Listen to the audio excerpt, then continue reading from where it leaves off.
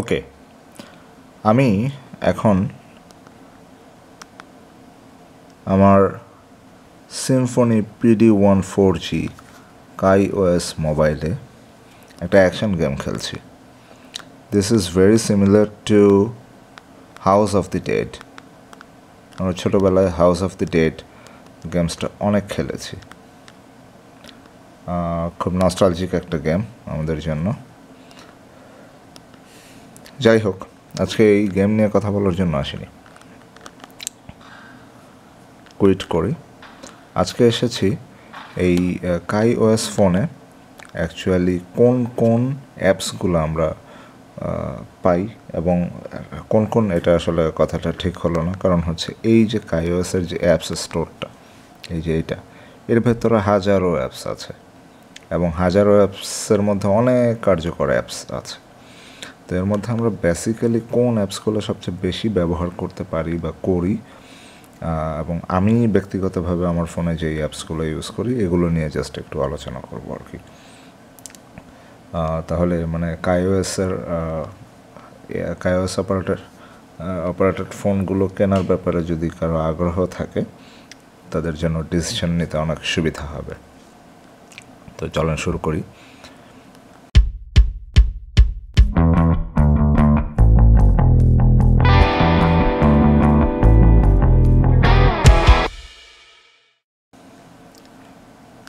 এটা হচ্ছে ফোনের হোম ইন্টারফেস।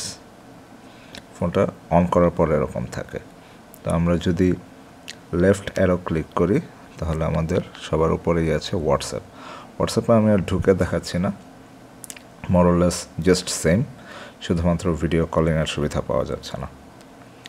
ফেসবুকেও আমি ঢুকে দেখাচ্ছি না, মোরলেস সেম, বাট অ্যাকচুয়ালি এটা তো আর টাচ রেসপন্স করা ফোন না, এটা বাটন ফোন। এটা এখানে এই আগের একটু সিম্বিয়ান ভাইভ পাওয়া যায়, বাট ওর চেয়ে অনেক মানে ইউজার ফ্রেন্ডলি, সিম্বিয়ানের চেয়ে অনেক বেশি ইউজার ফ্রেন্ডলি। অলমোস্ট মানে ফেসবুকের ভালো একটা ইউজই করা সম্ভব। ইউটিউব মানে ভেরি কমফোর্টেবল, অটোমেটিক হয়ে যায়।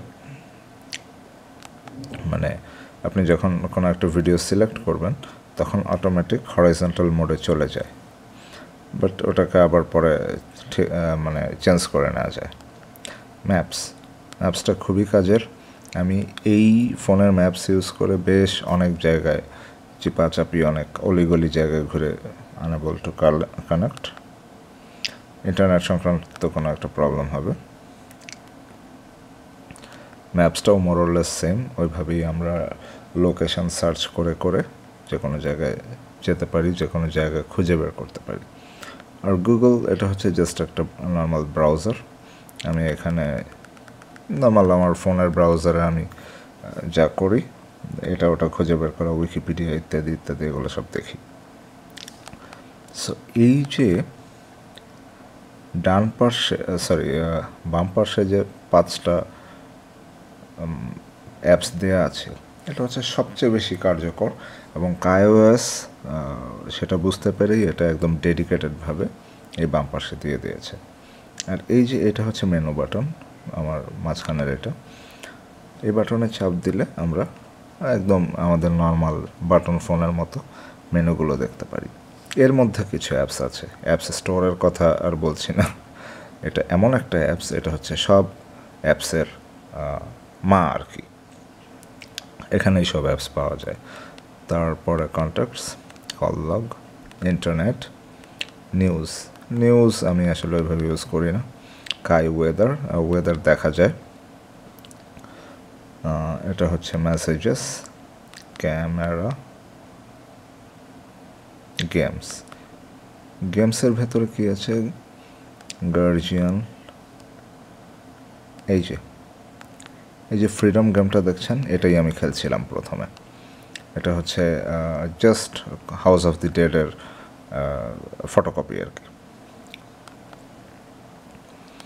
তারপর বের হয়ে গেলাম। গেমসের পরে ইউটিলিটিস, ক্যালকুলেটর টু ডু আমি ইউজ করি, রেকর্ডারের কোয়ালিটি মোটামুটি ভালো, খারাপ না। Unit converter, scientific calculator, okay. Gallery, clock, music settings, calendar, মানে আমি আমার ফোনে যে অ্যাপসগুলো ডাউনলোড করা আছে এগুলো নিয়ে জাস্ট বলছি। ভিডিও, নোটটা আমি ইউজ করি ভালোই। এই দেখেন কিউআর কোড রিডার, এইটা কিন্তু ফুললি ফাংশনাল এবং এটা ডেডিকেটেডভাবে দেয়া থাকে এই ফোনে, মানে এটা ডাউনলোড করে নেওয়া অ্যাপস না, এটা একটা dedicated QR code scanner app. FM radio, file manager, okay. Memory ক্লিনারটা আমার খুবই কাজে লাগে এই ফোনে। এই ফোনটা আমি আগেও বলেছি একটু ভালোই, মানে মাঝে মধ্যে খুব স্লো দেখা যায় কিছু কিছু ফাংশানে, আবার বেশিরভাগ ফাংশানেই ফাস্ট। যেমন দুই ধরনের মেমোরি ক্লিন আছে এখানে, basic memory clean up, deep memory clean up. তা আমি সাধারণত ডিপ মেমোরি ক্লিন আপটাই করি, একটু বেশি সময় নেয়, এরপরও এটা মানে আমার ফোনটাকে ভালো মতো ক্লিন করে আর কি। এটা হচ্ছে আমরা অ্যাকচুয়ালি রিফ্রেশ দেওয়া বলতে যা বুঝি,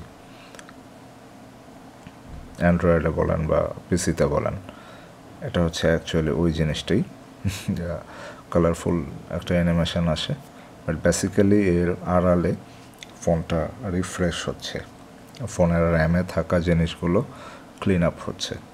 মানে আমরা অ্যান্ড্রয়েড ফোনে মেমোরি ক্লিন আপ বলতে যে জিনিসটা করি, এটা হচ্ছে অ্যাকচুয়ালি সেই জিনিস। আপনারা দেখতেই পাচ্ছেন যথেষ্ট ভালোই সময় নিয়ে নিচ্ছে।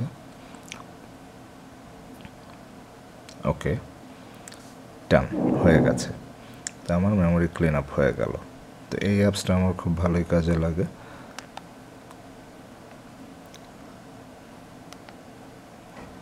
কোথায় চলে গেলাম? ওকে,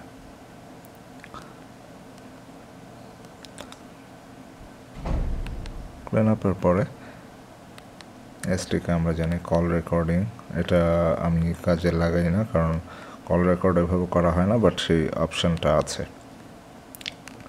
স্পিডোমিটার, জিপিএস থেকে এটা আপনার স্পিড ক্যালকুলেট করে। এটার অ্যাকুরেসির ব্যাপারে আমি বলবো, এটা একদম আমাদের গাড়িতে যেরকম মিটার রিডিং দেয় ঠিক ওরকম আমার কাছে মনে হয়নি, বাট কাজ চলে।